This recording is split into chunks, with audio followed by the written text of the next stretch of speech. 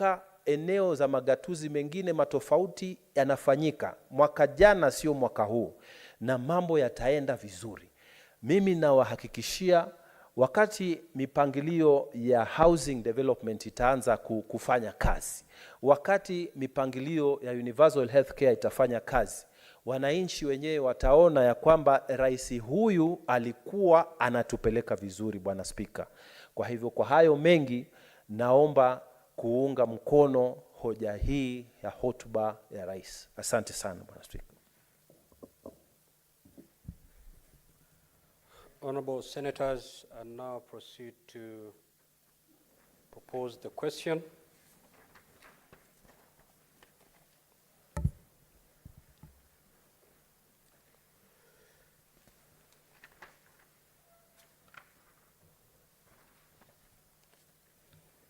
Which is that pursuant to Standing Order 25-1, the thanks of the Senate be recorded for the exposition of public policy contained in the address of His Excellency the President, delivered on Thursday, 9th of November 2023, and further that the Senate notes the following report submitted by His Excellency the President in fulfillment of Articles 132(1)(c) and 247 of the Constitution, laid on the table of the Senate on Tuesday, 14th November 2023. 1. The 10th State of the Nation Address by His Excellency the President, delivered at a joint sitting of Parliament on Thursday, 9th of November 2023. 2. The 10th Annual Report 2022-2023 on the measures taken and progress achieved in the realization of the national values and principles of governance. And 3. The Annual Report to Parliament on the state of the national security, dated November 2023. Now, Honorable Senators, you may now make your contribution to this motion. Senator Sifuna.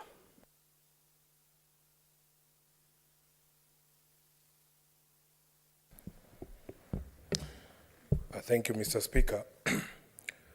Mr. Speaker, I think by now, because you've presided over this House for over a year, you are aware of the character of most of us in this House. Mr. Speaker, in your communication about the President's address, you reminded this House of the requirement of the standing orders that in an address to the House, the head of state shall be heard in silence. Now, Mr. Speaker, knowing myself and knowing the President, Mr. Speaker, I chose not to attend the President's address to the National Assembly because I knew for a fact that at the first instance where I felt he was giving misleading information to the country, I would not be able to manage myself to keep quiet. I would have been strongly pushed to say something. And Mr. Speaker, I would have run afoul of the rules of this House. And although the Speaker of the Senate might be lenient because they know me, I was not very sure about the Speaker of the National Assembly, whether he would extend some of the courtesies that you have extended us in this House. Mr. Speaker, I suspected that if I went for that speech, I probably would be serving now an expulsion from the House for a minimum of 6 months. And I will go into the reasons why, Mr. Speaker, I did not trust the head of state to paint the true picture of the state of the nation. In my mind, Mr. Speaker, the state of the nation is the state of the people. Senator Mungatana has spoken very eloquently here about the state of the creditors of this country, that the creditors who gave us money during Eurobond are happy they are going to be receiving their payment. He should be asking himself, how many Kenyans are still able to service their own debts? That is the state of the nation that I would want to address. Mr. Speaker, so what I did, I joined a group of friends, and you will indulge me here, in playing a drinking game. Mr. Speaker, the rules of the game are very simple. Every single time you thought that a statement that was untrue, or even partially untrue, from the head of state, you had to take a shot of whiskey. Mr. Speaker, needless to say, by the end of the president's speech, we were extremely inebriated because of the half-truths and open lies that we believe the president told before the House of Parliament. And I will get into the specifics. Mr. Speaker, my expectation has always been that during a State of the Nation address, because the Constitution requires it. What is your point of order, Senator Mungatana? I know the Honorable Sifuna could be very passionate, but is the use of the word open lies, referring to the speech by His Excellency the President, parliamentary? And if not, can he withdraw and restrict to parliamentary language, Mr. Speaker? Senator Sifuna, I think the use, you can still express yourself without necessarily using such words that may not be parliamentary. Mr. Speaker. And I know exactly, you understand exactly what I'm saying. Mr. Speaker, replace every time I've used the word open lies with untruths or misleading or what other synonym is there? Yeah, I think I do not mean... Not factual. Or non-factual, yes, Mr. Speaker, and I will demonstrate point by point what I thought was not factual or was misleading.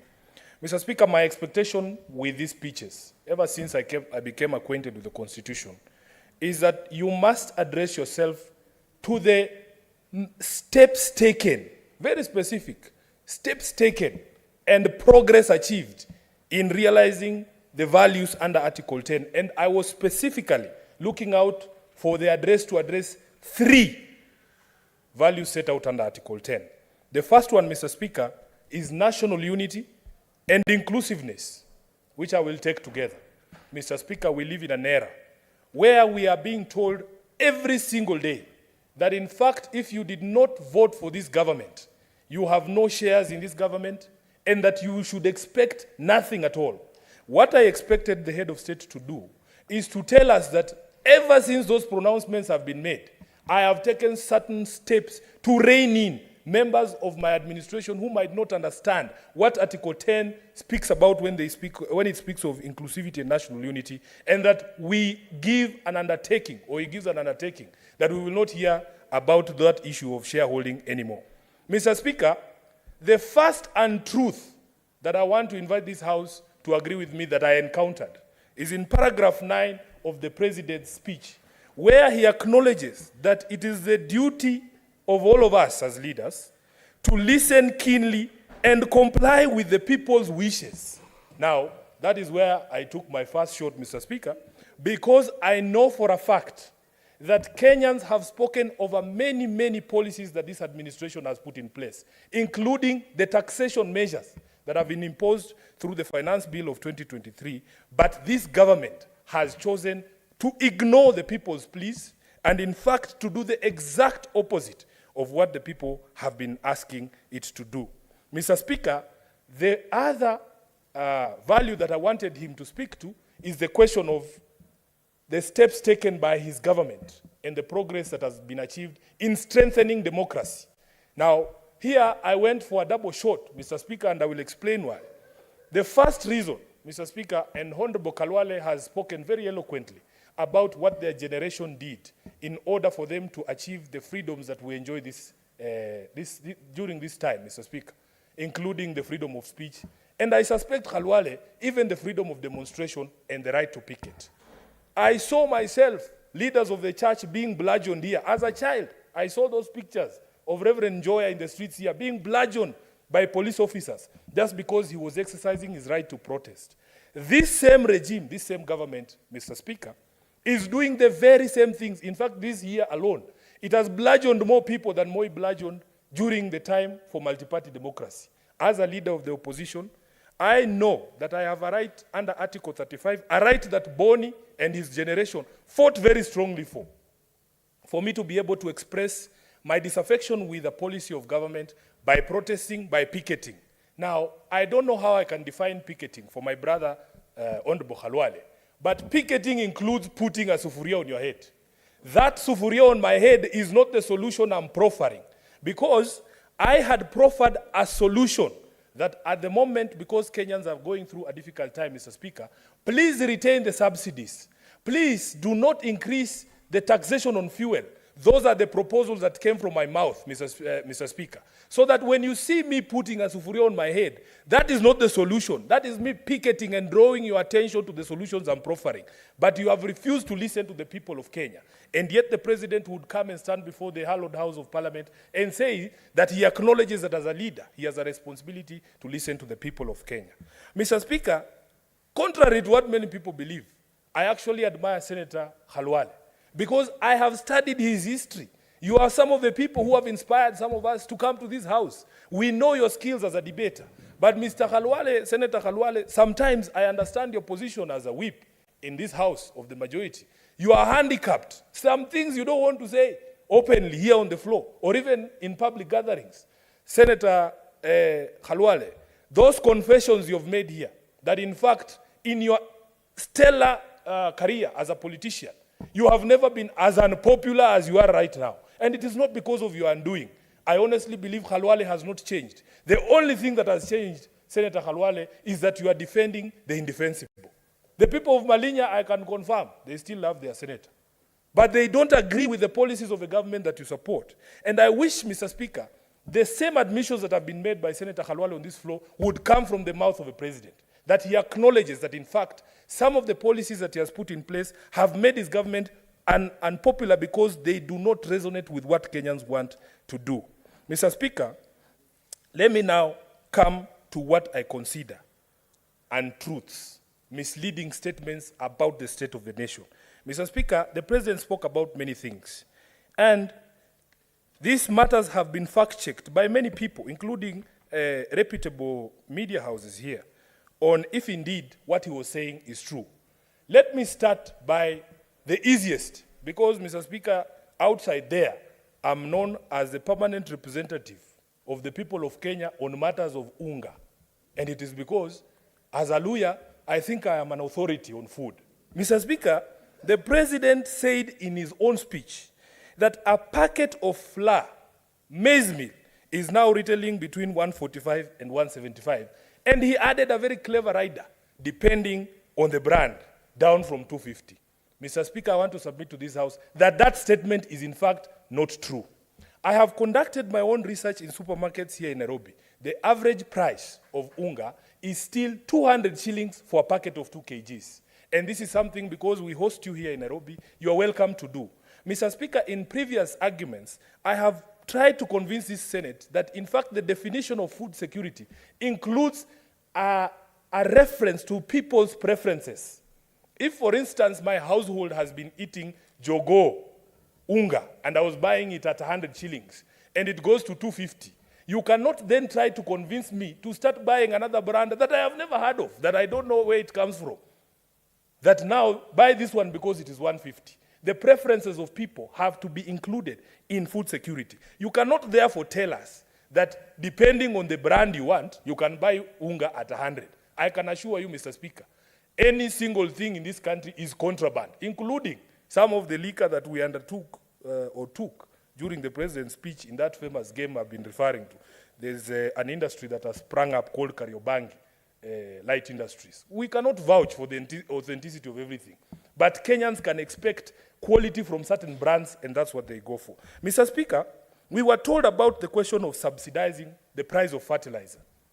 Now, it is public record that, in fact, some of this subsidized fertilizer came to this country as a donation from the government of Russia. And this is something that the government of Russia confirmed to us publicly. If you receive something for free, you cannot tell us you have reduced its price. It's that simple. You got it for free. You cannot tell me you have reduced its price. Therefore, Mr. Speaker, this is another obvious untruth by the head of state on the question of fertilizer.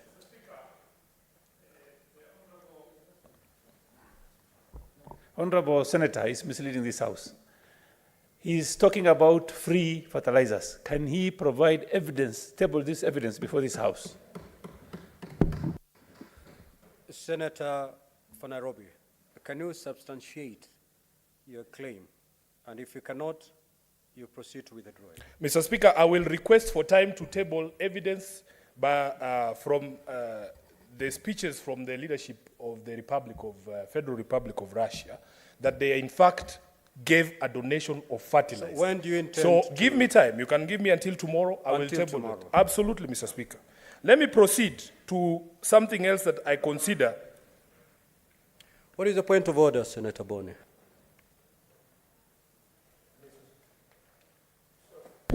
Sorry, Mr. Speaker, I wish not to offend you, but because we have been engaged on wild goose chase in this House before in terms of substantiation, caution them that he should not come here with newspaper reports. He should come here with evidence, authenticated extracts of speeches of the leadership of Russia, which we know. Senator Boni, you cannot teach the chair on what to communicate. I know exactly what amounts to a substantiation, and whatever the senator will bring must, of course, meet that standard. If it won't, the chair will rule. Proceed, Senator Sifuna. Thank you, Mr. Speaker. There is another half-truth, Mr. Speaker, that was spoken on the floor of the House, that in fact, 56,000 new teachers had been employed this year alone. Now, the problem there is that on the face of it, it appears like the head of state knows what he's talking about. But data from the TSC itself indicates that up to 80% of that 56,000 teachers were hired on short-term contracts, Mr. Speaker. And only 20% of those are permanently employed. That is something you need to say to the state, to the nation, so that we know the true state of affairs when it comes to the hiring of our teachers. Mr. Speaker, let me continue. He also announced that in September, or that in June of this year, his administration would employ 103 community health promoters. And we saw him flagging off distribution of 100,000 kits to be used by those people. Mr. Speaker, the fact of the matter is that that is not true. That is not true. In fact, counties are supposed to identify the people to be recruited as CHPs, and that progress is ongoing. So you cannot claim something has happened, yet it has not happened, just to massage the numbers and appear like your government is working. Next, Mr. Speaker, he told us, I am on the speech. These are contents of the president's speech. I'm not What is making the up point anything. of order? Thank you, Speaker. I hate to interrupt the Senator for Nairobi. The 100,000 community health promoters were launched on Mashujaa Are you Day. on a point of information Yes. or a point of Is order? it in order, Mr. Speaker, to mislead the House without giving us evidence to support his claim that we did not recruit 100,000 community health promoters? We did.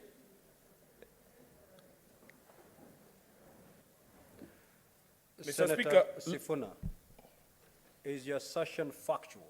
Mr. Speaker, I represent a county. If indeed, I represent a county. Senator Sifuna, if it's factual, let it form part of those factual claims that you Please, need to I will substantiate whatever is required for me to substantiate. Because, Mr. Speaker, the truth is the only weapon we have against the lies that are there in the world.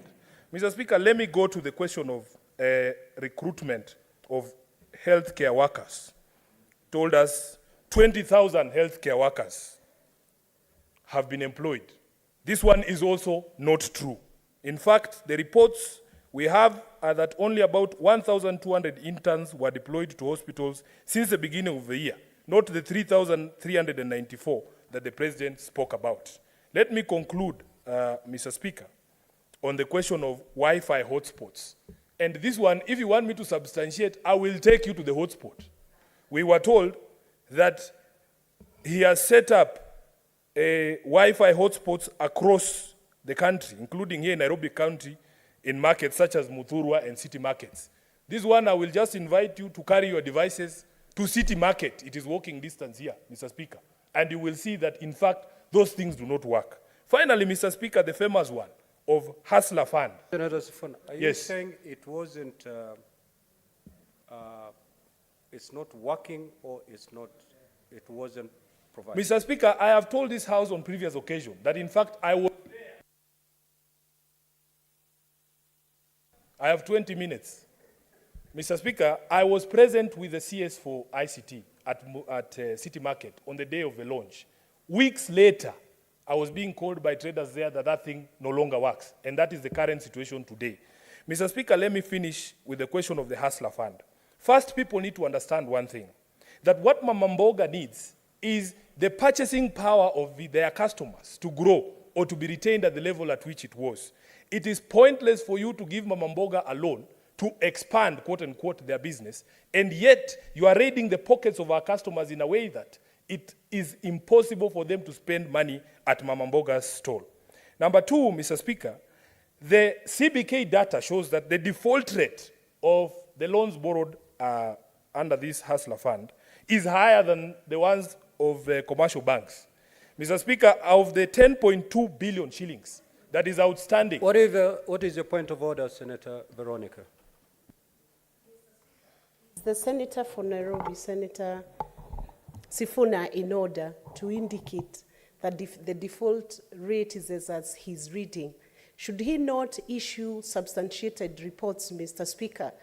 These are based on facts, and we are allowing too many things to pass, Mr. Speaker, without demanding for accuracy of the information that is being given to this House.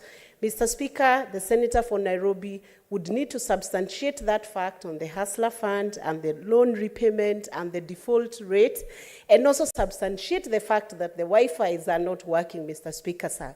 And to substantiate on the Wi-Fi, he will need a technical report to actually show, to actually express that these Wi-Fi's are not working. Mr. Speaker, I am aware that those Wi-Fi's are working, even the one in Nairobi. And if it is not so, then let him bring a substantiation report based on fact, technical, Mr. Speaker. Senator Sifuna, on the Wi-Fi, you may not be able to substantiate right away. Mr. Are Speaker, you able to substantiate on the default on the loan repayment? Mr. Speaker, you can give me some credit as the person who represents the traders at these markets. I am in constant communication with these people. We are not talking about Wi-Fi in Kiambu. We are talking about Wi-Fi in Nairobi, the people I represent. Very well. If you want to substantiate whether Wi-Fi is working, you go there and try it. Senator Sifuna, You go there and try it. Senator Sifuna, there is a point of order that has been raised. The second one, and Mr. I'm Speaker. proceeding to Yes. make a ruling on it. The second one. One, this is my ruling on the point of order raised by Senator Veronica. Just take a seat. One, you've been called upon to substantiate on the issue of Wi-Fi. That you cannot do right away because certainly you need a technical report. So again, you will bring that substantiation tomorrow as you substantiate on the earlier point of order. Then there is some facts you need to substantiate the issue of default on repayment of the loans from the hustler vis-a-vis the commercial loans. Are you able to substantiate right now? Proceed to substantiate. Mr. Speaker, you know, we should not engage here in what we call kizungu mingi. This is a term of art we use here in Nairobi. That when people are unable to explain to the wananchi what they have done, they want reports, technical reports. What technical report does a trader in Muthurwa need to know that when he tries to log in, the thing is not working? On the question, yes, on the question of the default rate, Mr. Speaker, these are the figures from the CBK. Mr. Speaker, can I be allowed to proceed? I am the most interrupted senator in this House. For heaven's sake. Order, honorable senators. Allow the senator, you have raised a point of order, let the senator substantiate. Thereafter, you will rise on your point of order. Thank you, Mr. Speaker. Now, the question of the default rate is a question of math and your capacity to comprehend math. 10.2 billion shillings outstanding as loans. 3 billion out of that, Mr. Speaker, which is almost 30%, is listed as non-performing loans.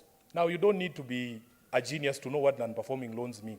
Then you take that figure of 30%, Mr. Speaker, compare it with the figure of defaults in commercial banks. You will see which one has a higher default rate. And I will provide that evidence, in fact, tomorrow, of what the current default rate for commercial loans are vis-a-vis the default rate. That's exactly what Yeah, Senator that is very Veronica simple for does. me to do, So Mr. proceed. Speaker.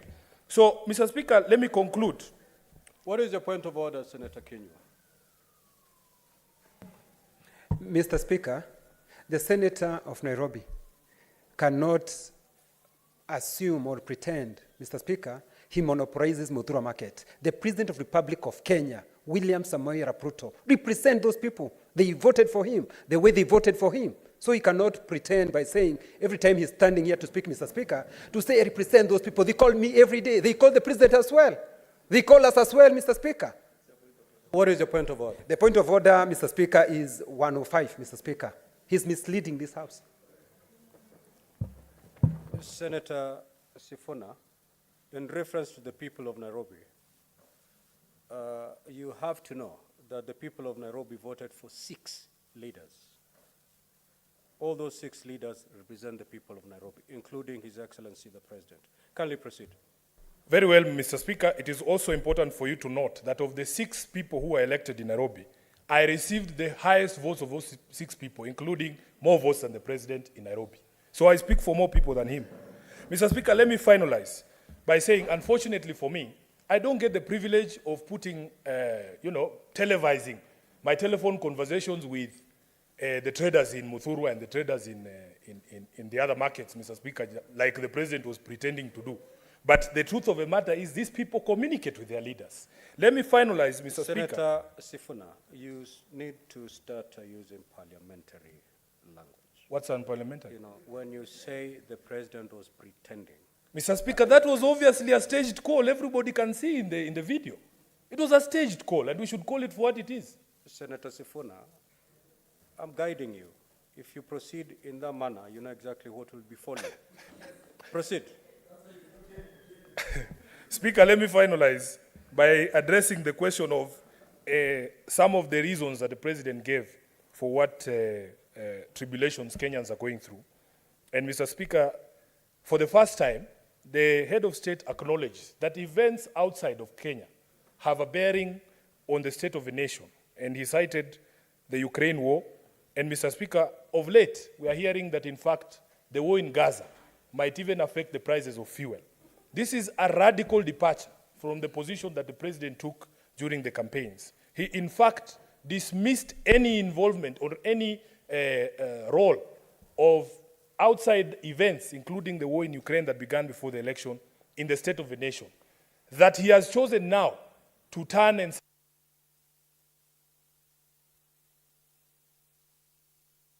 Senator. No, we took note of those objections. Senator Roba. Thank you very much, Mr. Speaker. I rise to support the statement of the President. And as I rise to support, I would like to single out a few issues that I identified with as a leader. Issues to do with the effort the government is doing in turning around the economic performance of our economy.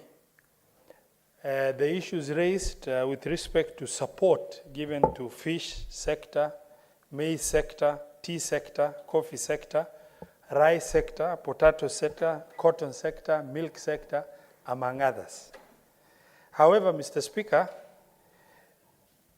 even though this is the statement of the President and a government statement, where I stand, the government stands, in the interpretation of the government in my head starts with the people I represent. That is the people of Northern Kenya. And as such, the entire region of the Asals, the people of Northern Kenya, were left out when you know very well that 3 consecutive years we've had devastating drought situation that has wiped out the livestock, which is the mainstay of the economy of the population of Northern Kenya, literally completely affecting the livelihood of that region.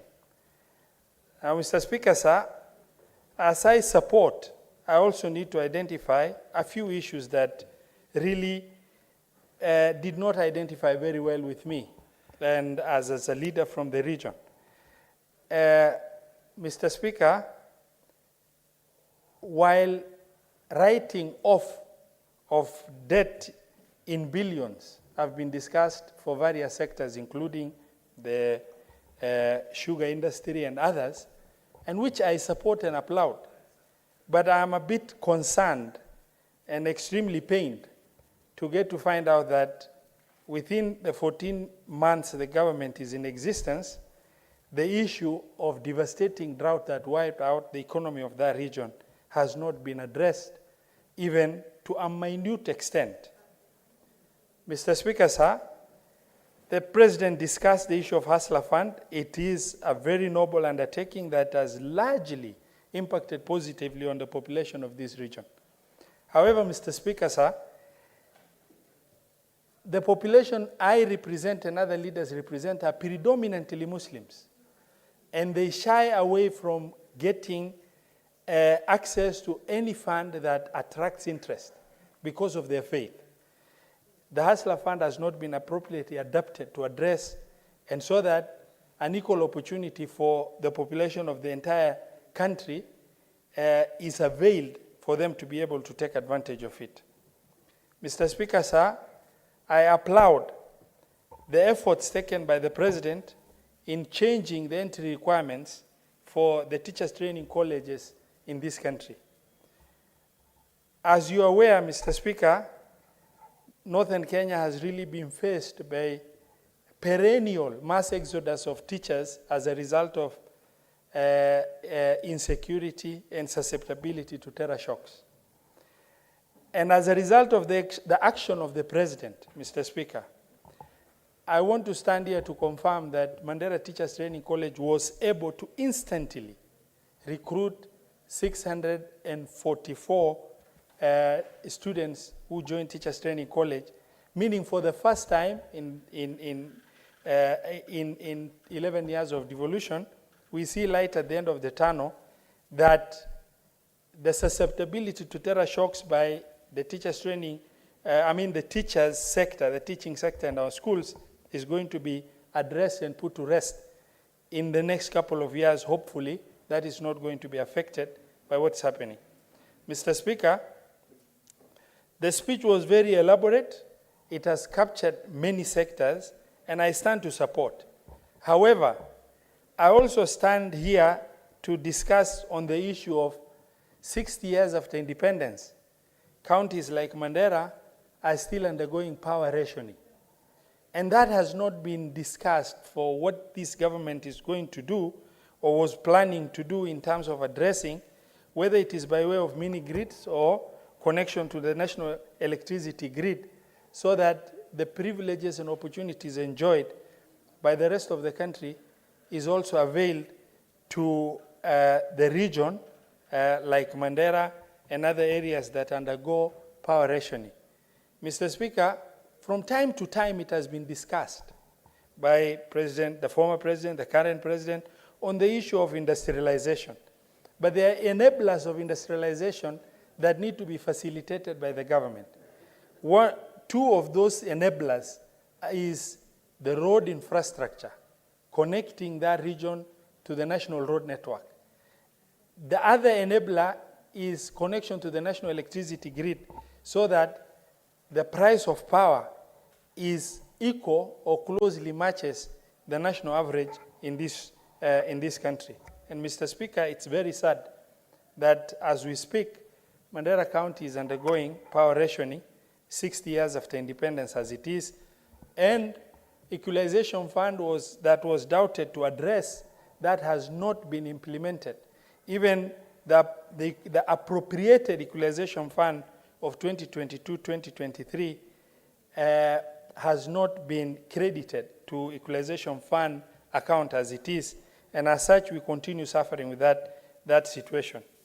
Mr. Speaker, sir, just today on the platform, the information platform of Get 411, it was announced that CS Kindiki, the Cabinet Secretary for Interior and Coordination of National Government, announced as today, what is reported, not unreported, 46 people have been lost to flash floods from the ongoing El Nino devastation that is ongoing.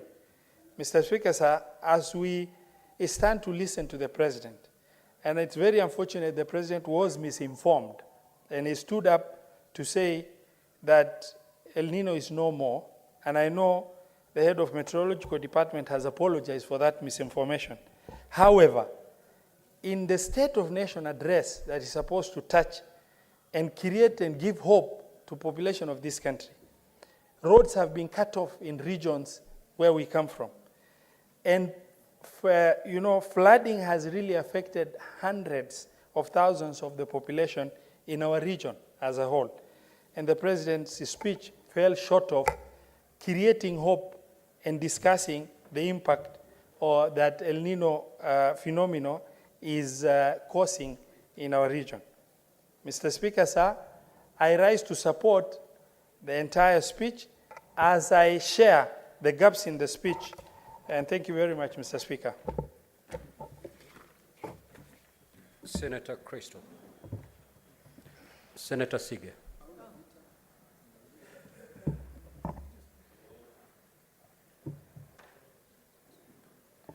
Thank you very much, Speaker. I listened to the State of the Nation address last week, and unfortunately, I was left disappointed. I was left disappointed because apart from the issues raised by Senator Sifuna in his submission, there were many other issues that were also left either half spoken about or not at all. Mr. Speaker, the State of the Nation address I spoke with to a group of Kenyans across the weekend, and they described it as being similar to the moment you let visitors, or you invite visitors to come to your home to visit you. The family who is at home, your spouse, your kids, maybe the house manager, the askari, those who live in that compound and live in that house understand exactly where the dirty linen is. They know exactly every nook and cranny in that household. But when visitors come along, everything is hidden. Things are put under the carpet. Things are hidden behind shelves. You find the shoes inside the microwave. You find T-shirts thrown behind the headboard in the bedrooms. And that was what they described this address as being. The sovereign power, Mr. Speaker, knows what is happening within our borders. Kenyans know exactly what is happening. The embassies within our borders also know what's happening. But this speech seemed to be catered to those communities, the international communities outside of Kenya, who may not really understand the intricacies and the true picture of what Kenya is going through today. Mr. Speaker, I also want to reiterate what has been said here, which is a quote taken from this address. It says, "Our duty as leaders is to listen keenly and comply with the people's wishes." Unfortunately, that has not been done. In fact, a lot of the people's wishes have been deliberately sidestepped and shelved and ignored just to make way for other interests and agendas to move forward, Mr. Speaker. He also continued to say that it puts ordinary Kenyans' security, well-being, and interests front and center in our discourse. And unfortunately, that, I feel, is also a mistruth that was posed in this address. He spoke about making progress amidst challenges and that Kenya cannot be derailed by challenges. However, when there are so many challenges to be addressed, how can then this State of the Nation speech not put them front and center, Mr. Speaker? He gave a lot of anecdotes, a lot of stories about Kenyans that he has been speaking to throughout the year, even more recently before this address. He talked to us about Alice, talked to us about Harrison, he talked to us about Moses. But Mr. Speaker, I also know an Alice. There is an Alice who is a mother to a child with neurodiverse disability in this country. And she complains that there is no support, no framework that is actually assisting and aiding her as a caregiver to her child with neurodiverse disability. I also know an Alice, and she was disappointed by this address. I also know a Harrison, Mr. Speaker. Harrison is a musician who has given his life and creativity to uplift this country and hold our flag high, not just within the country, but outside. And now Harrison, in his elderly age, is in Mombasa. He has acquired a disability and is not able to provide or fend for himself through his creative skill and talent of music. And he complained that this speech was extremely wanting because it made no mention of the creative economy and how the government has done nothing until today to support creatives in the way that they should be supported. I also know a Moses, Mr. Speaker, a Moses who decided that his only recourse was to leave Kenya and to look for work outside, and went to the Middle East to become a trader. He trades fruit and vegetables in the Middle East, and that was his only saving grace in trying to continue making a living and sending money back home. But unfortunately, he too was disappointed by this speech because no address was made about Kenyans' plights, the Kenyans in the diaspora, or any issues in that regard. People have told me that this bottom-up economic transformative agenda is true to its word, but in a way that maybe the government is not admitting to. It seems like money is being taken from the bottom and it's been moved up, and that is the only way that people in my communities and those that I've been speaking to see this BETA really looking like on the ground for them. Money is being moved from the bottom and taken up.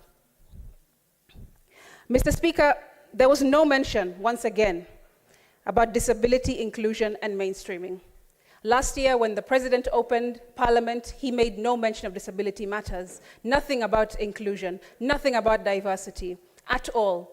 When he made appointments to different positions afterwards, after the address last year in opening Parliament, he gave no opportunities, and none that fit the quota of 5% as per our constitution to persons with disabilities.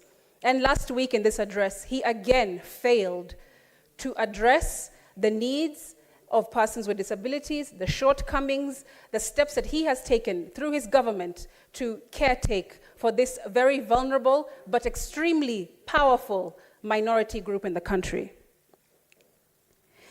Mr. Speaker, I'll give you an example of today. Today I was in the street, just out here, outside of Parliament. I was walking with a group of street vendors with disabilities who have been thrown out of the CBD by the county government askaris. And they complain that they have been given no space to trade their small goods, selling sweets, selling sodas, selling water.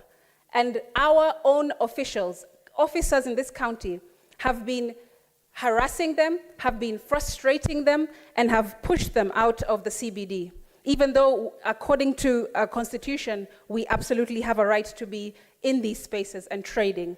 Mr. Speaker, there were 100-odd people with disabilities who are vendors in this city, and they were complaining and brought a petition even to this House, and also to City Hall, and also to the County Assembly, trying to get an audience with the county government through Governor Sakaja, who has been, in their account, ignoring them because it's not the first time. They were there last week and they were tear-gassed. Imagine, Mr. Speaker, a group of earnest, hard-working people with disabilities who are just trying to make a living, trying to do the best that they can with the little that they have.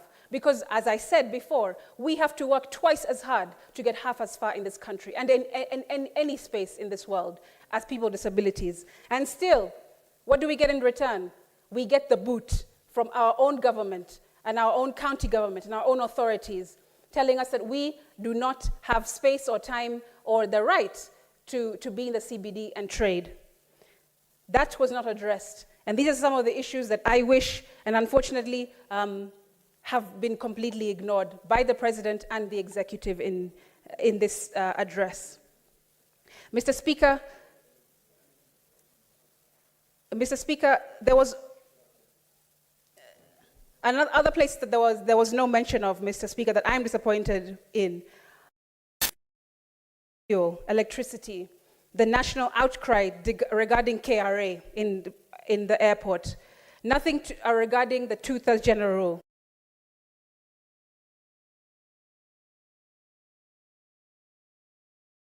government has addressed IT and digitization without gaps being filled regarding cybersecurity. None of those things were addressed. Absolutely, I want to, unfortunately and very painfully say that there are millions of Kenyans who are dissatisfied and disappointed in this address.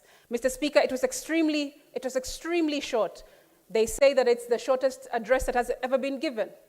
And I, at the beginning, wondered why. But as I continued to listen, as I continued thereafter to speak to people, real people, the way that the president says that he also spoke to real people, as I did my research, I also found that there are millions of people with disabilities, youth, women, and Kenyans across this country who are also disappointed. And that is the true state of the nation. I thank you. Senator Abbas.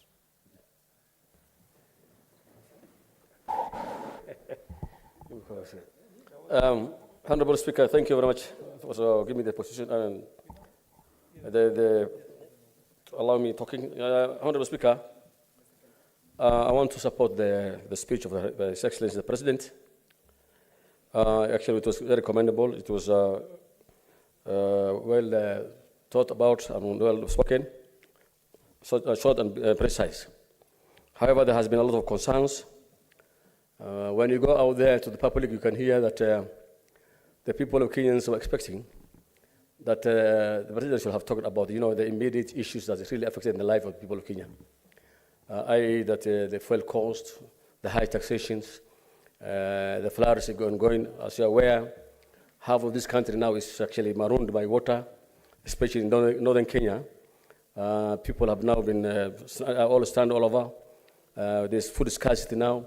The vehicles cannot be able to move. All the farms have been destroyed.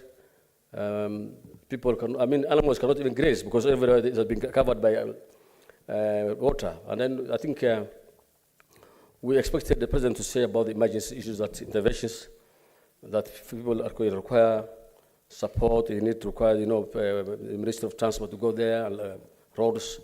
At least they can open up the roads, but that has not happened. And also, one other thing that I want to commend the President is that, in the agriculture sector, I think that thing has put a lot of emphasis on the agriculture sector. The funds for the coffee, the tea, the fertilizers.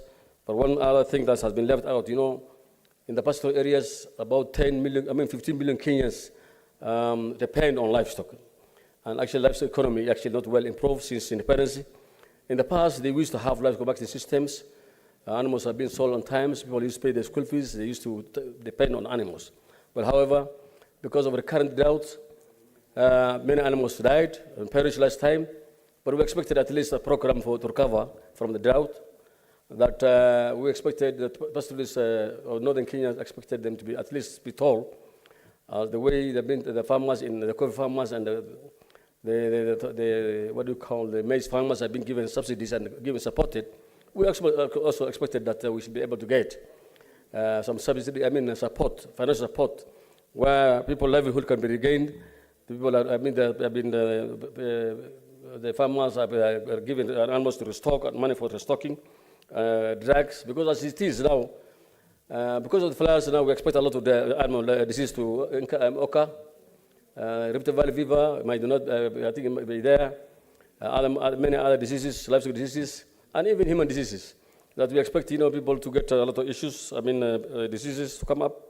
And I think we need to have at least immediate measures to intervene.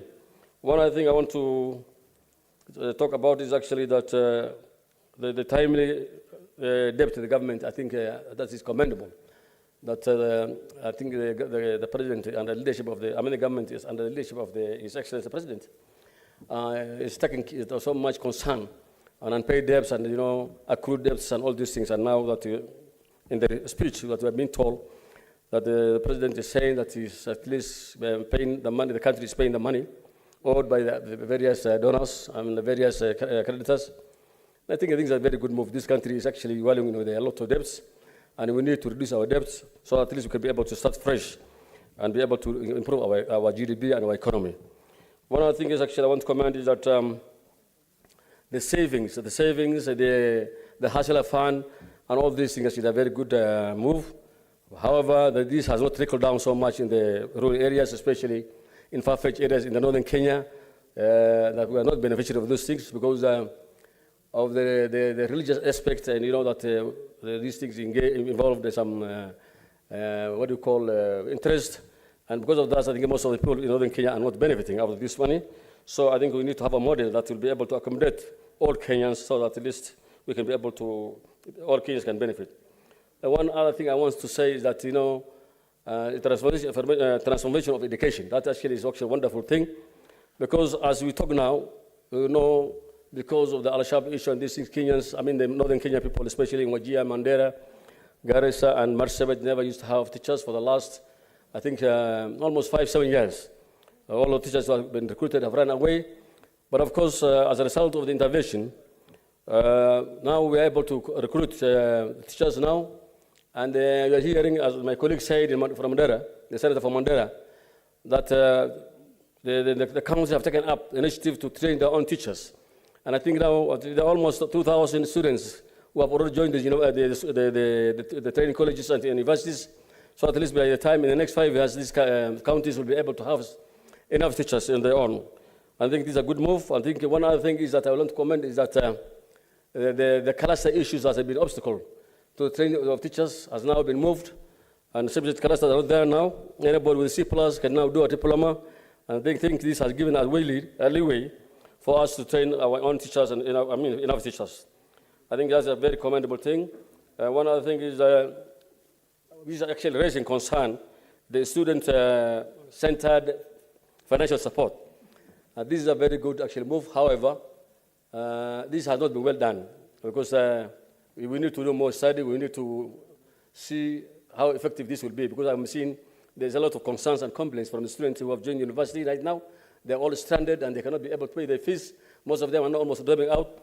I think we need to look to go back to the drawing table so that at least we can be able to know how best this thing can be, people can benefit, the student can benefit. As it is now, I think there's no clarity on the whole issue. One other thing is the universal health care. This is a wonderful move. I think the Afya Nyumbani is a very good move whereby 100,000 community animal workers have been, community health promoters have been trained and actually deployed.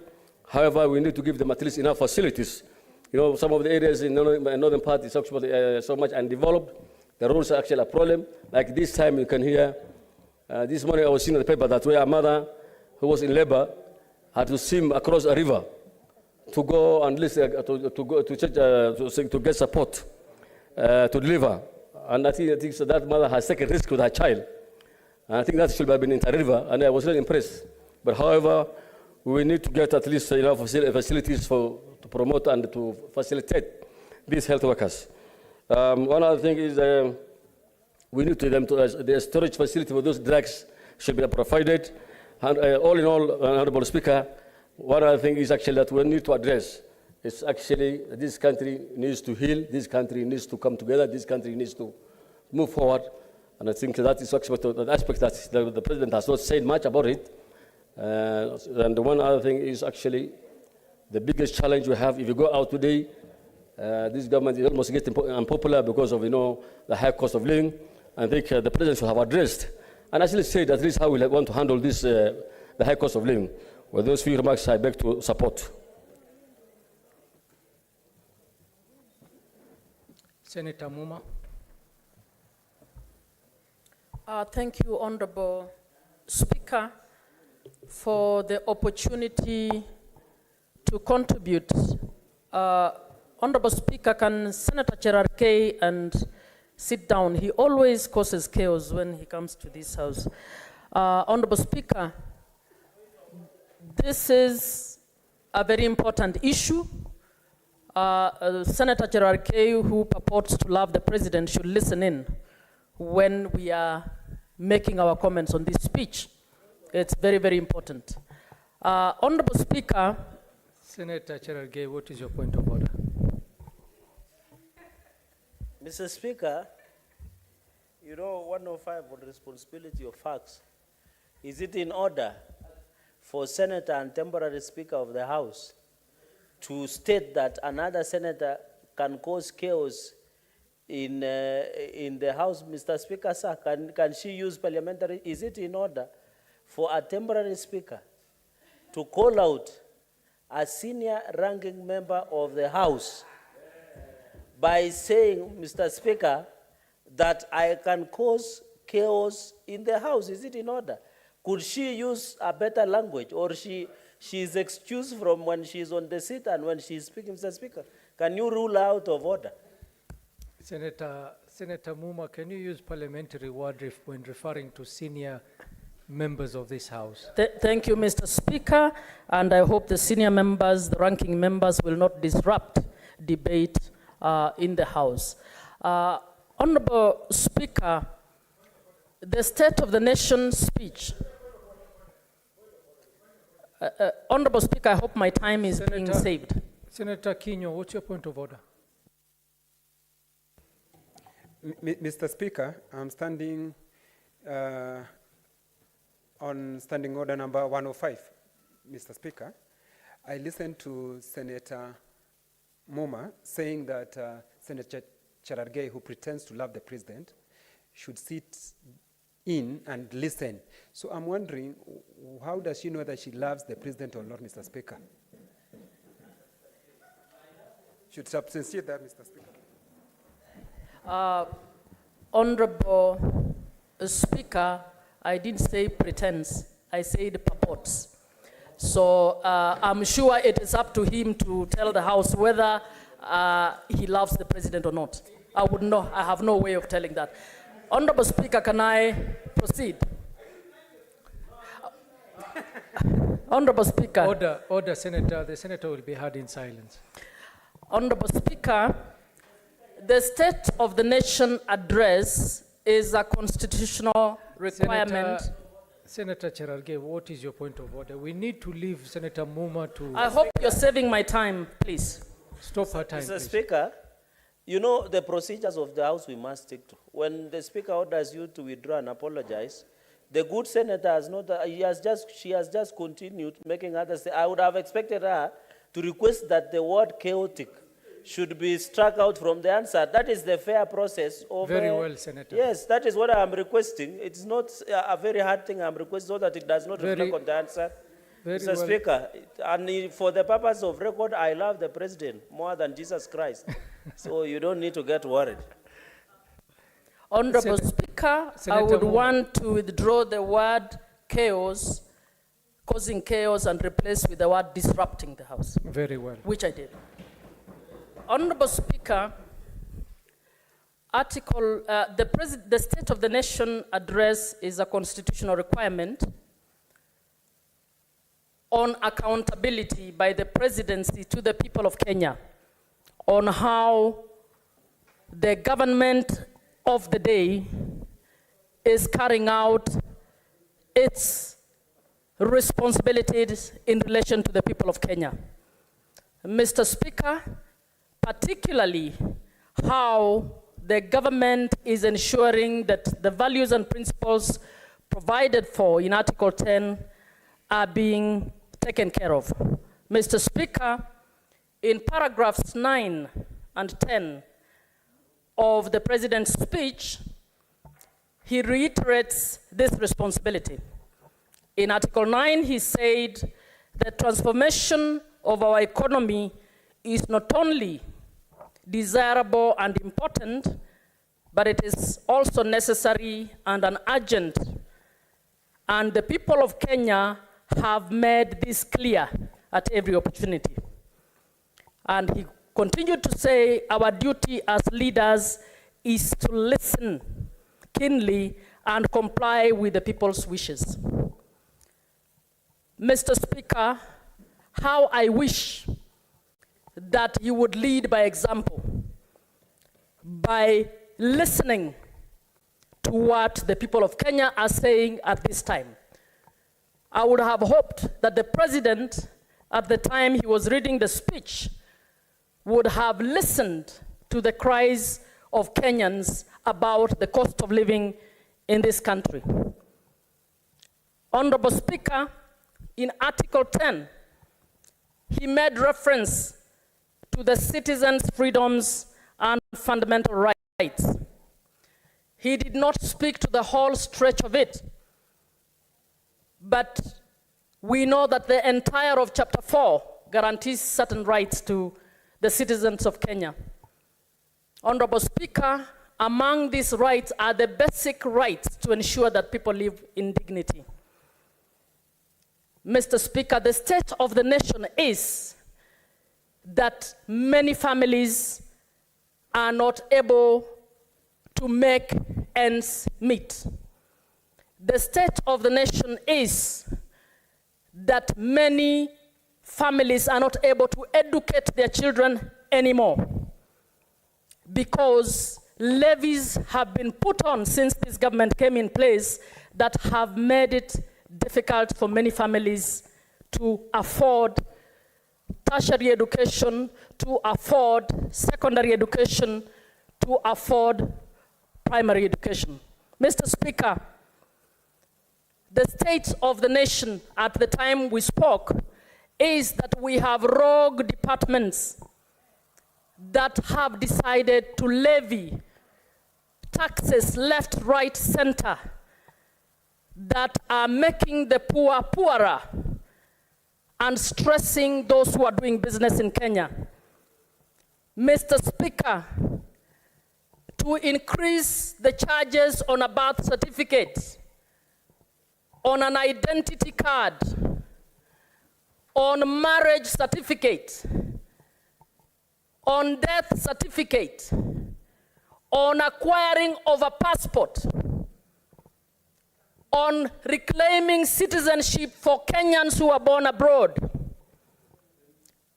on Kenyans who are on goods of Kenyans who are coming in, including second-hand goods that people are coming in with from abroad.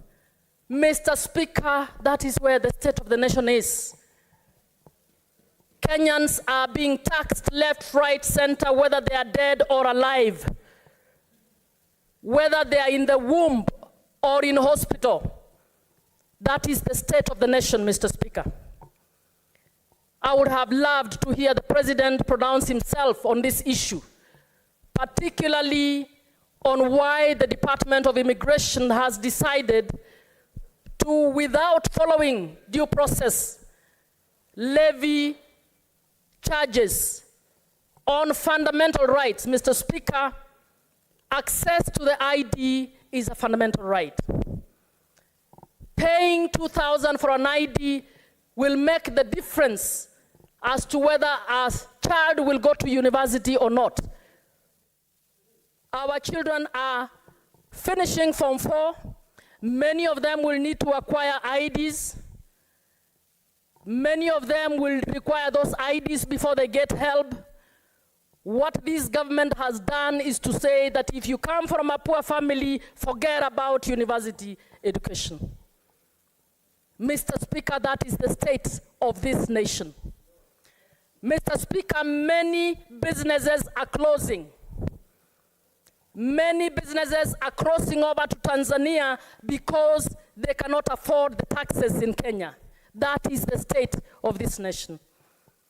And I would hope that those close to the President, the friends, and others will allow him to actually get in touch with the people to understand what is going on in order for him to truly understand what the state of the nation is and do something about the impact of his taxation policies on this nation. Mr. Speaker, Senator Cherargei, what is your point of order? Mr. Speaker, I raise under Standing Order number 98, Standing Order 103, 105, in responsibility of statement of fact. You know, even if this is a debate about the presidential speech, it is very unfortunate, but the senator has stated that Kenyans who want to go to university should forget it, because she is alleging that on the issue of school payment in the universities.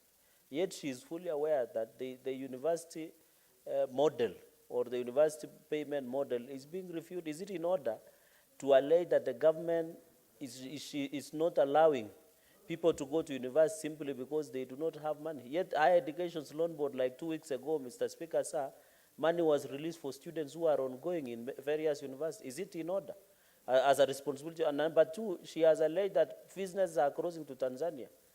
Does she have the facts to clarify our assertion, Mr. Speaker? Even if there is to substantiate, even if you are debating on the presidential speech, it does not mean that you use the floor of the House to mustering the government. I know it's the work of the opposition to do it, but they should do it constructively and with facts. Mr. Speaker, is she in order? Senator Muma, on those two issues, are you able to substantiate on what you have said? Mr. Speaker, please give me time. I will actually bring information that is actually should be within access of Senator Gerard K. How much time do you need, Senator Muma? Within this week, I will actually submit that. On the I'll be able to submit on the issue the of fees. businesses Yes, moving on to the Tanzania university, the and the fee university. structure. I'll actually, and I'm calling on all Kenyans out there Very well. who So have on not been Thursday- able to attend to bring that list because you want to trivialize this, so that we can give you the names of the many children who are not attending university because they don't have money. We will actually bring that list. And I'm asking Kenyans out there, please bring the names. I know some. I will bring that information if that is the way you want us to go. I thought it is common knowledge that fees have gone high in the universities, but I'll bring it if that is what you want me to do. Mr. Speaker, the issues I'm speaking to is not because I'm opposition. Unfortunately, even children of those who voted for the president are facing the same fate. Unfortunately, families of Kenyans across board, regardless of who they voted for, regardless of their gender, regardless of their tribe, are suffering the same fate of the high cost of living. Mr. Speaker, that is the state of the nation. And it is important that we tell the president the truth so that the president can pause and review and think through. Can we keep moving forward on the basis that this country should actually be driven by the rich as we leave the poor behind? Can we even afford that? This is a government that purportedly stands for the poor. It must be able to lift the poor. All I'm saying, I did not hear the president speak to these issues. I would have liked to see the president speak to these issues because, Mr. Speaker, that is the state of the nation. We are not in a good place. I thank you, Mr. Speaker. Thank you. Senator Kinyua.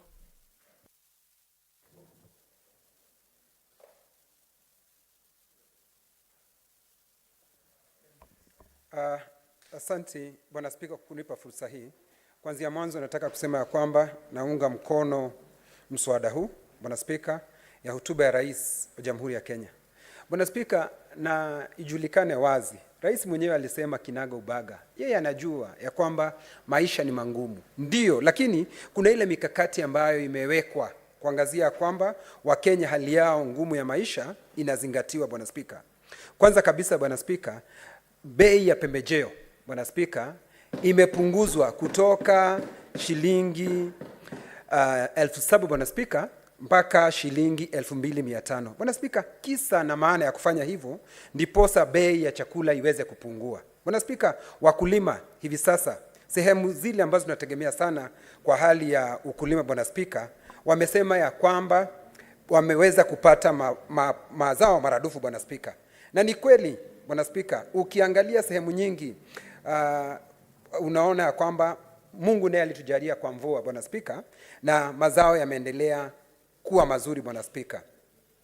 Bwana Spika, jambo lingine ambalo nataka kumpa Rais kongole ni alipoteuliwa kama rais. Jambo la kwanza alifanya, Bwana Spika, ni kuteua majaji ambao walikuwa wamependekezwa na tume ya majaji, Bwana Spika. Na hilo lilikuwa ni jambo zuri sana, Bwana Spika. Na hakukomea hapo, Bwana Spika.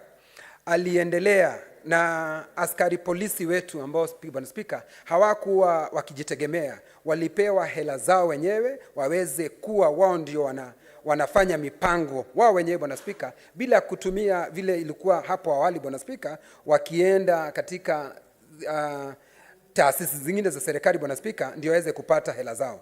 Hilo Bwana Spika ni sababu la kujivunia. Na Bwana Spika, sisi kutoka Laikipia Bwana Spika, ninaweza kusema peupe kimasomaso ya kwamba sisi tumeona hayo mambo yakileta amani na utulivu, kwa sababu sisi Laikipia usalama ulikuwa ni donda sugu Bwana Spika. Tulikuwa kila wakati tunavamiwa na hawa majangili na hawa wezi wa mifugo Bwana Spika. Lakini Bwana Spika, serikali imejitolea, na nataka kumpongeza rais kwa sababu alisema ya kwamba kuliongezwa wale polisi wa ziada Bwana Spika. Laikipia sasa inapoongea na wewe Bwana Spika, tuna zaidi ya askari wa hakiba, zaidi ya askari 500 Bwana Spika. Na hilo ndilo jambo ambalo nasema ni sisi kwetu ni afueni Bwana Spika. Kwa hivyo Bwana Spika, nikiendelea kusema, kwa sababu hata tukiwa na barabara nzuri namna gani Bwana Spika, hata tukiwa na hospitali nzuri namna gani Bwana Spika, lakini kukose usalama Bwana Spika, itakuwa ni kazi bure. Kwa hivyo nampongeza rais kwa mimi kama seneta wa kutoka Laikipia kwa hilo jambo nzuri kwa mambo ya usalama, na akasema wazi ya kwamba hao wezi, wakora, majambazi wa mifugo watafuatanwa na wao Bwana Spika mpaka kuwe na utulivu ulioko. Na wale askari walioko huko, askari polisi, askari jeshi, askari uhakiba, hawatatoka Bwana Spika, wataendelea kuishi huko Bwana Spika.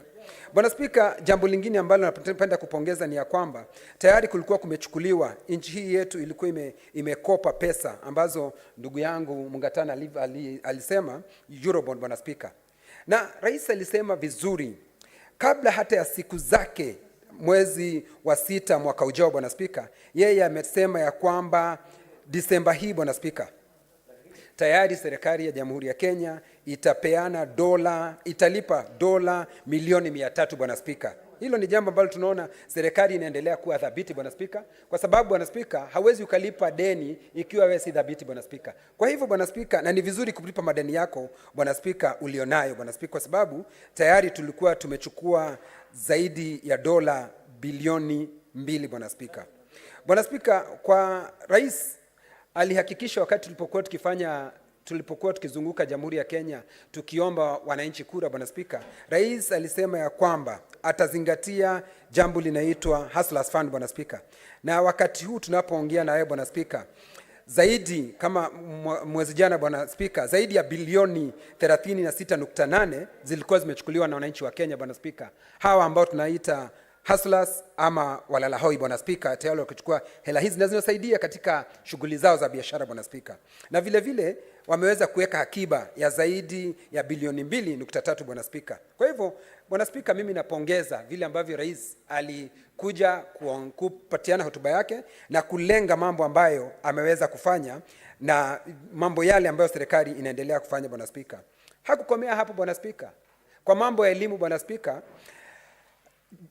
serikali imeajiri zaidi ya walimu 50 na zaidi ya walimu 56,000 Bwana Spika. Na hilo ni jambo zuri Bwana Spika ambalo sisi na wanafunzi watajivunia, kwa sababu kumekuwa na shida katika nchi yetu ya Kenya. Na hakutoka tupate uhuru Bwana Spika, hakuna wakati walimu wameweza kuajiriwa wengi zaidi ya hiki kiwango Bwana Spika. Kwa hivyo tuna kila sababu ya kumwambia rais anaendelea vizuri na analenga ndipo Bwana Spika, naendelee vivyo hivyo Bwana Spika.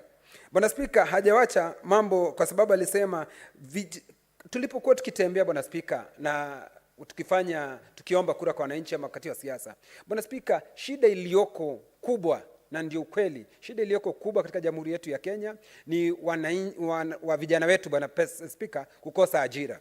Bwana Spika, rais ameleta mfumo wa kujenga nyumba ambazo watu wanaweza kununua Bwana Spika. Na hizi nyumba Bwana Spika zitaweza kusaidia wananchi wa vijana wetu Bwana Spika, kwa sababu vijana wetu ndio watakuwa wakitengeneza madirisha Bwana Spika katika sehemu za jua kali Bwana Spika. Vijana wetu ndio watakuwa wakitengeneza milango Bwana Spika. Vijana wetu ndio watapatikana pale wakifanya haya mambo, hata kama ni mambo ya kuweka hizi nyumba maji, kuweka stima Bwana Spika, na hiyo itaweza kupatia vijana wetu ajira. Kwa sababu vijana wetu wengi hawachagui Bwana Spika kazi, bora wapate pesa. Na hizi nyumba ambazo Bwana Spika zitatengenezwa katika kila sehemu ya nchi ya Kenya Bwana Spika, hasa ukienda tayari zitaanza kutengenezwa pale Nanyuki mahali kunaitwa Yadi Bwana Spika, na najua hivi karibuni Rais wa Jamhuri ya Kenya ataenda kufungua hizi nyumba, na najua ningependa kuambia vijana wetu wa pale Nanyuki na Laikipia wakae chonjo wakingoja kwanza kazi zitapatikana na tutaweza kufanya zile kazi Bwana Spika. Kwa hivyo nina kila sababu ya kusema ya kwamba naunga mkono mswada huu wa hotuba ya rais. Bwana Spika, ni dhahiri shahiri Bwana Spika, rais alionekana katika sikukuu iliyopita Bwana Spika akizindua hawa wauguzi wa nyanjani Bwana Spika. Na tayari tuna wale wauguzi Bwana Spika. Mimi nilikuwa hata pale Laikipia wakati governor wa Laikipia alikuwa akizindua wale wauguzi wa nyanjani Bwana Spika. Kwa hivyo hawa wauguzi 100,000 Bwana Spika wako, na tunajua wanaendelea kufanya kazi nzuri Bwana Spika, na watakuwa tegemeo, kwa sababu Bwana Spika, nchi ambayo haina afya Bwana Spika, hata utakuwa na ukosefu wa watu ambao wanaweza kufanya kazi Bwana Spika. Kwa hivyo ni kweli Bwana Spika, hawa wauguzi 100,000 tayari wako chonjo na wako gangari na wanaendelea Bwana Spika kufanya kazi ambayo wanapaswa kufanya. Bwana Spika, jambo lingine ambalo rais alilisema na ni nzuri zaidi ni hawa vijana wetu wa National Service Bwana Spika. Alisema ya kwamba wakati huu watu watachukuliwa kiasi cha watu vijana 40,000 Bwana Spika. Na Bwana Spika, kile kilichonifurahisha ni alisema ya kwamba ati watachukuliwa katika vijiji vyetu kila mahali Bwana Spika, hawa vijana wetu wa National Service watachukuliwa. Na Bwana Spika hakusimama pale, alisema baada ya wao kuenda katika National Service Bwana Spika, wakimaliza kusomeshwa pale Bwana Spika, wao ndio watakuwa wakiingia katika sehemu zile ambazo askari watakuwa wanajiunga, wanakuwa ni askari polisi Bwana Spika. Baada ya kumaliza pale, alafu wanaenda katika masomo ya askari polisi Bwana Spika, askari jeshi Bwana Spika. Kwa hivyo vijana wetu katika sehemu zetu zote watakuwa wameguswa, na hili ni jambo muhimu sana Bwana Spika. Hata kama mtu hawa 20% Bwana Spika, hata kama hawatajiunga na polisi Bwana Spika ama jeshi Bwana Spika, hawa watakuwa wamepata maarifa Bwana Spika, wanaweza kuwa wao ndio wanaweza kutengeneza barabara Bwana Spika, wanaweza kuweka nyumba maji Bwana Spika, na vile vile kuweka stima Bwana Spika, kwa sababu wataweza kusoma haya mambo Bwana Spika. Bwana Spika, kuna jambo lingine tena alilitaja, alisema ya kwamba Bwana Spika, katika nchi yetu ya Kenya kuna shida Bwana Spika, kwa sababu tunapata mazao lakini masoko yetu Bwana Spika si mazuri sana. Alisema vizuri ya kwamba tutakuwa na masoko katika sehemu nyingi za nchi yetu ya Kenya Bwana Spika, na zile soko Bwana Spika zitakuwa na stima na maji Bwana Spika. Kwa hivyo Bwana Spika, hata ijapokuwa nimesikia ndugu zangu wa upinzani wakisema ati hotuba yenyewe haikuwa nzuri, Bwana Spika, Mswahili anasema mungala muue na haki umpe. Kazi nzuri imefanywa Bwana Spika, na ukitembea utaona haya maneno yote yakifanyika Bwana Spika. Na si komei hapo Bwana Spika, kwa sababu nakumbuka alisema hii pembejeo, kwa sababu wakati mwingi unapata iko katika miji yetu Bwana Spika. Alisema ya kwamba ipelekwe katika sehemu za mashinani Bwana Spika. Ukienda Nyahururu Bwana Spika, alisema isipelekwe Nyahururu peke yake, isipelekwe Nanyuki peke yake Bwana Spika, ipelekwe Rumuruti Bwana Spika, ipelekwe Salama Bwana Spika, ipelekwe Matanya Bwana Spika, ipelekwe Thome Bwana Spika, ipelekwe sehemu ambapo watu wanaweza Bwana Spika kupata pembejeo bila kuwa na nauli yote wanalipa Bwana Spika. Na hiyo ndio kuinua hali ya maisha ya watu Bwana Spika. Na Bwana Spika, wengi ambao wanaongea unga, ukitembea uangalie bei ya unga Bwana Spika.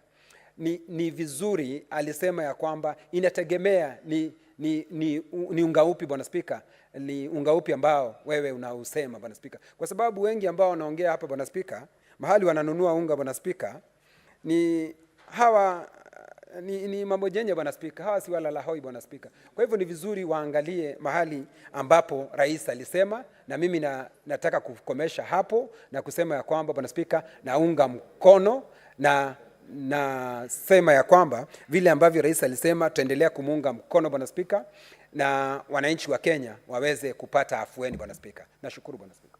Asante Senator. Senator Tabitha Mutinda.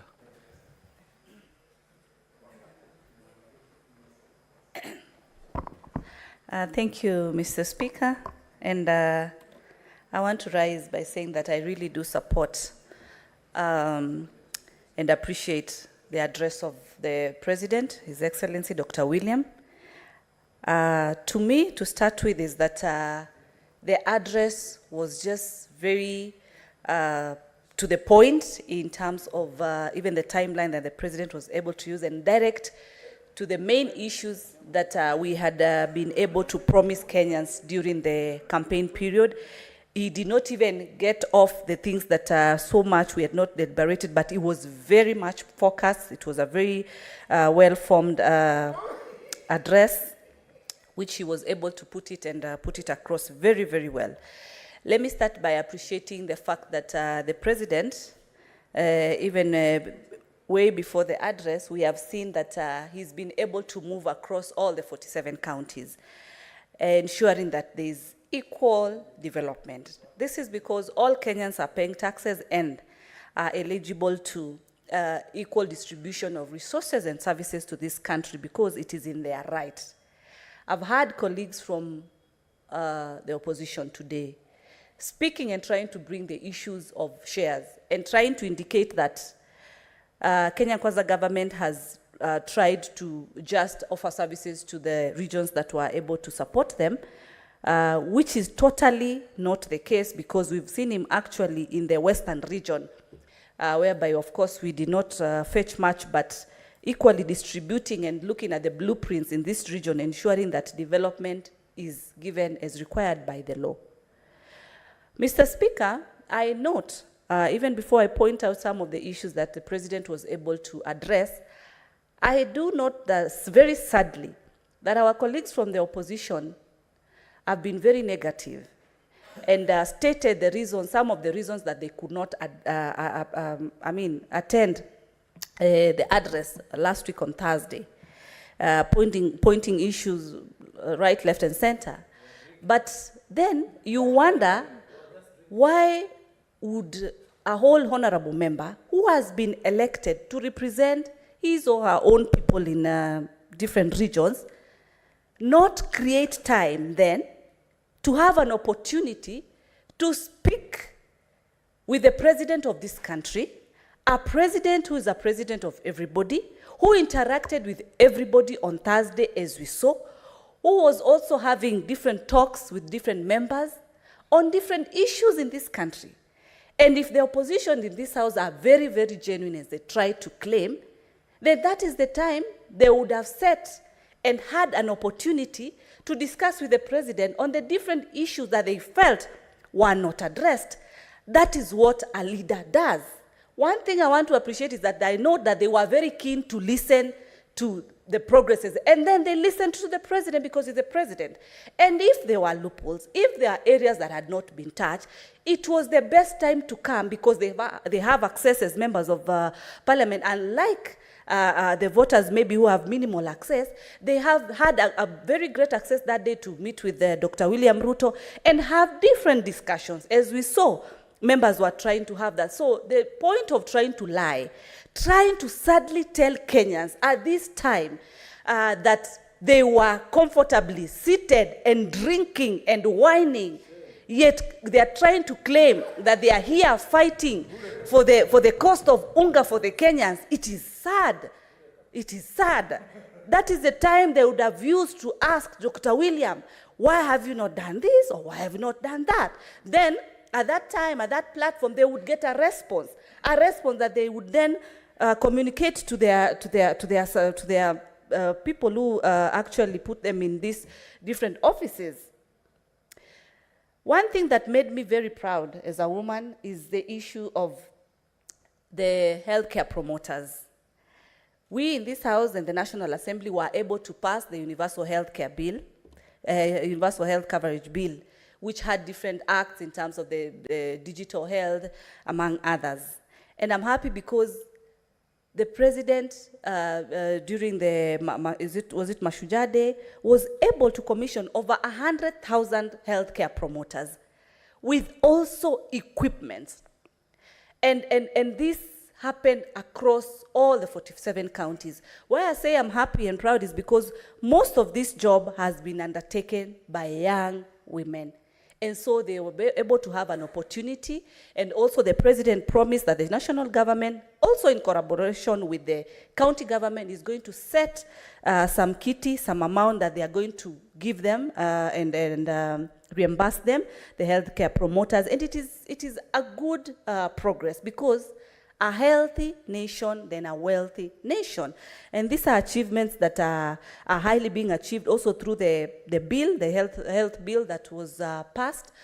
From the digital perspective, in ensuring that there's quick servicing, because then we move digitally.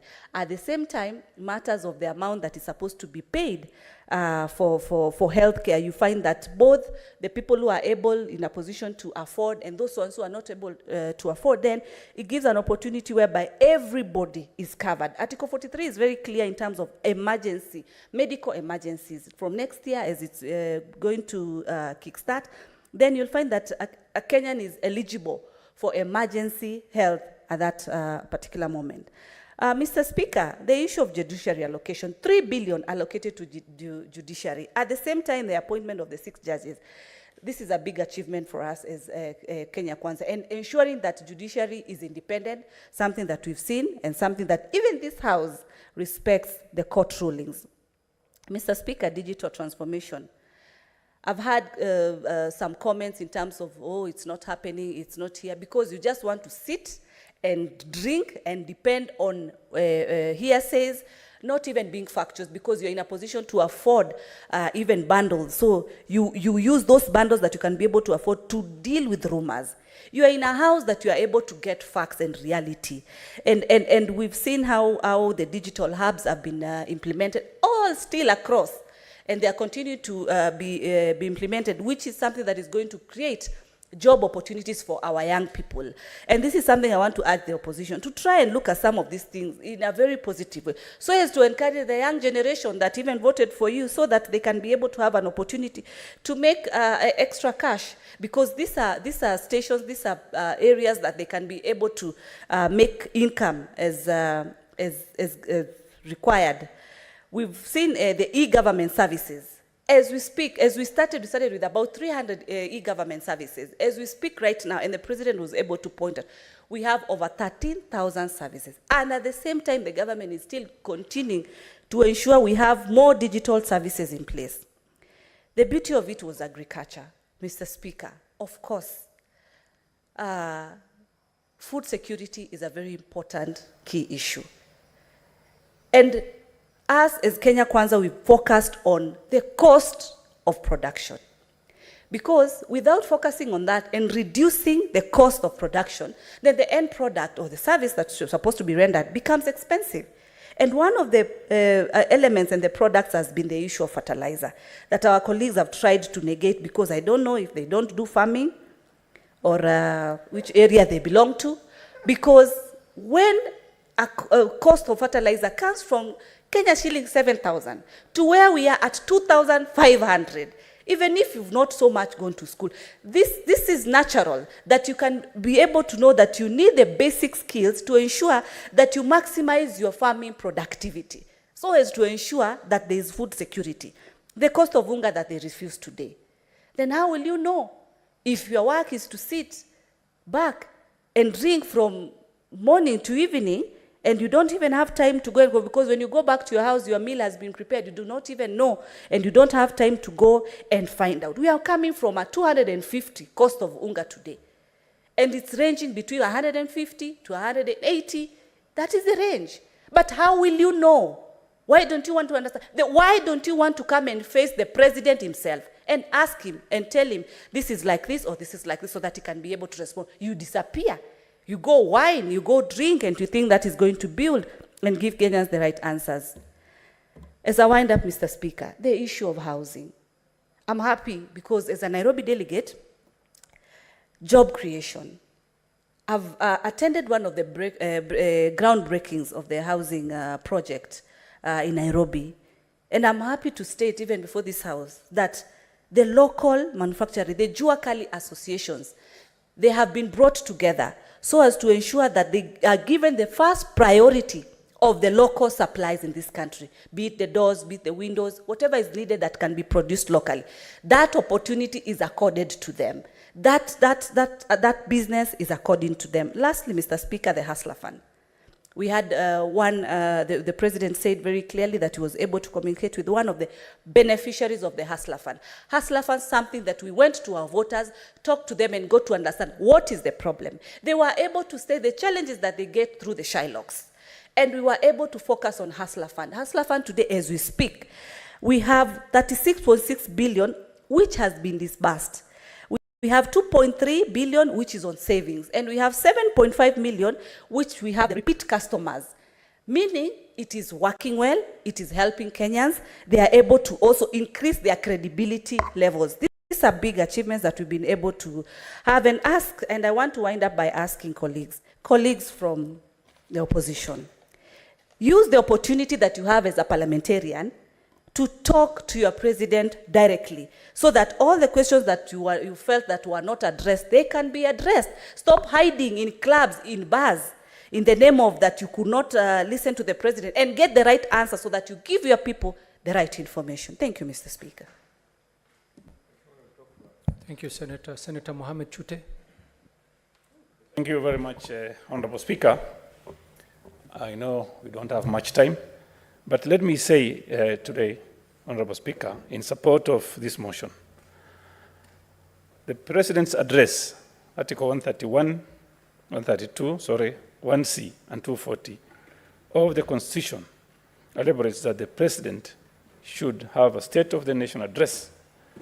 The one that was held recently, it was the 10th one, and I want to say, Honorable Speaker, the President started a journey that was started on 13th September 2022.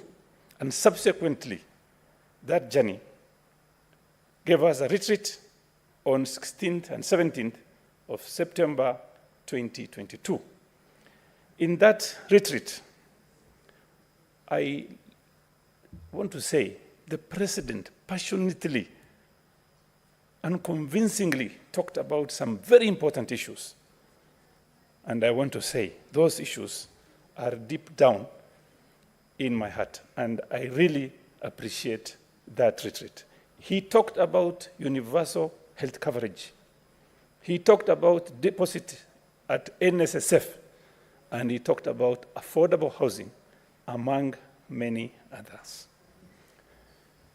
Mr. Speaker, this government was elected under the bottom-up economic transformation. And it is the duty and the responsibility of our President, Dr. William Samoei Ruto, to make sure that that is achieved. And I want to congratulate him and immensely thank him for the address, because it follows what he has started, a journey he has started on the 16th of September 2022. Mr. Speaker, he has said many things. Among those things, I want to just talk about a few. Number one, he talked about the issue of healthcare, which is very, very important. In his address on the Mashujaa Day, the President talked about dispensaries having problems with the medication. The medicines, the drugs at the hospitals are being stolen, and the President said we are going to have committees to manage the hospitals and the dispensaries.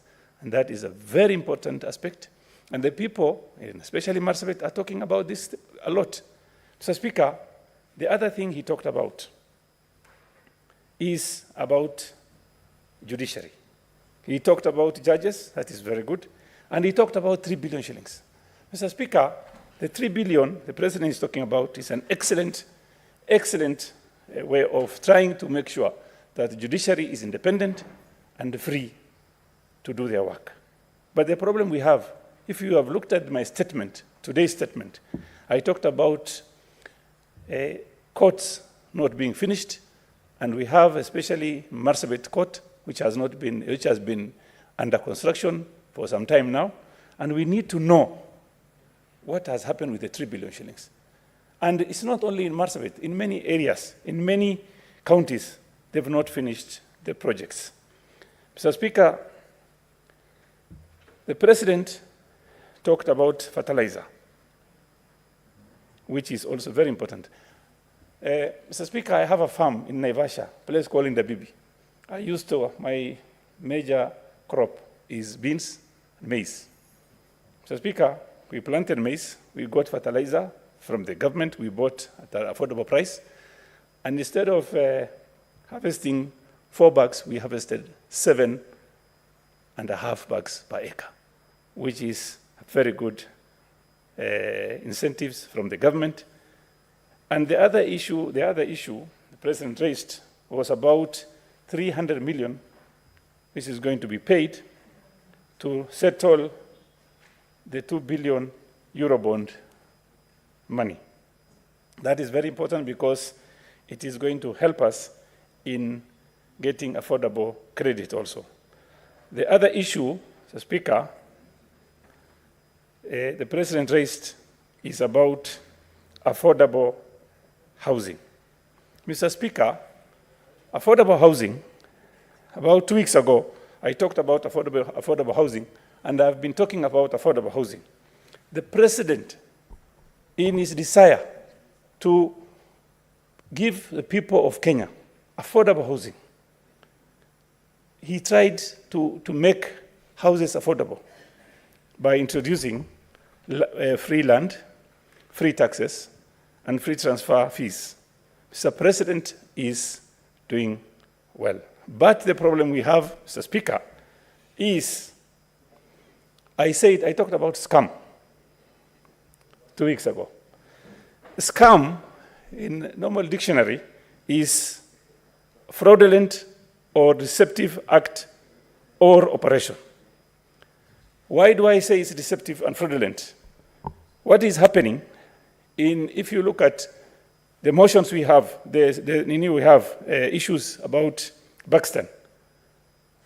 We had people coming to this house, complaining about Buxton Estate. We have Jamii Bora Estate in Kisaju. We have got Jericho Ofafa. We have Kibera Soweto. And we have also Jogoo Road construction going on. Mr. Speaker, I will say it is fraud today and tomorrow also, because the fraud does not come from the government. It is from individuals who are working in the government. And the government, the President, should check what is happening between the counties and the developers. Currently, the agreement in the normal circumstances is between a county and a particular developer. In an open market, Mr. Speaker, a developer and a landowner can go into contract, and the contract is very clear in many occasions that the developer who is going to develop the houses will have 70% of the houses that's going to be built, the units, and the owner of the land will get 30%. In these contracts, which are like it's being called affordable housing, it is 10% for the landowner, which is the public, and 90% for the developer. That's why I was saying it's a scam. Finally, Mr. Speaker, let me also talk about our region, which is ASAL. The President talked about many things. He talked about bailing out farmers, coffee farmers, sugarcane farmers, where my friend Senator Kalwale comes from. He talks about coffee, bailing out coffee farmers, sugar farmers, tea farmers. And what I didn't hear from the President, and very important one, is he didn't talk about ASAL region. In Kenya, ASAL region counties are 80% of Kenya's landmass. And 36% of the population lives in Asa region. And 70% of national livestock herd comes from Asa region. And 90% of wild animals. Mr. Speaker, we've lost over 70% of our livestock in Asa region, mainly Marsabit, Mandera, Wajir, Garissa, and Turkana, Samburu. Mr. Speaker, the President has not talked about how he's going to resettle the IDPs we have and those people who've lost their animals. At least there should have been some kind of compensation for our people. We are also Kenyans. We have all the rights like the people of Kakamega. Mr. Speaker, I would have wanted the President to address this issue. Finally, Mr. Speaker, there is something the President should address. I believe, Mr. Speaker, that corruption is a major problem, a cancer for this country. Mr. Speaker, according to statistics of 2022, corruption index, Kenya is at 22 points out of 100, Mr. Speaker. Least corrupt country, Kenya is 123 out of 180 countries. Our major problem is embezzlement, bribery, procurement of fraud. Mr. Speaker, if you look at the situation now, people are saying traffic police officers or police officers are the most corrupt. If we manage our economy, Mr. Speaker, if we reduce theft, which is at 30%, stealing of money through procurement, bribery, and embezzlement, we can afford to pay our police officers well so that they cannot get the small chais they are taking on our roads. People are saying police are most corrupt. I think it is wrong. The most corrupt people are the CSS and the PSS and the people who are heading government institutions.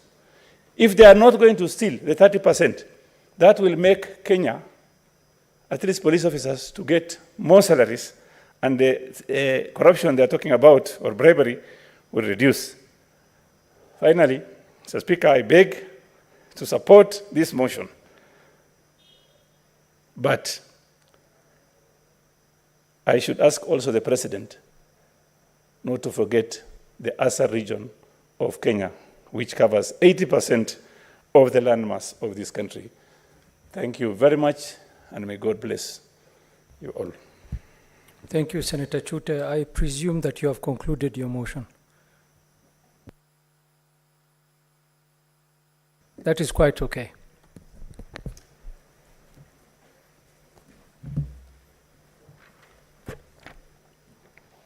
Honorable Senators, it is now 6:30 p.m., time to adjourn the Senate. The Senate therefore stands adjourned until tomorrow, Wednesday, 15th November 2023 at 9:30 a.m.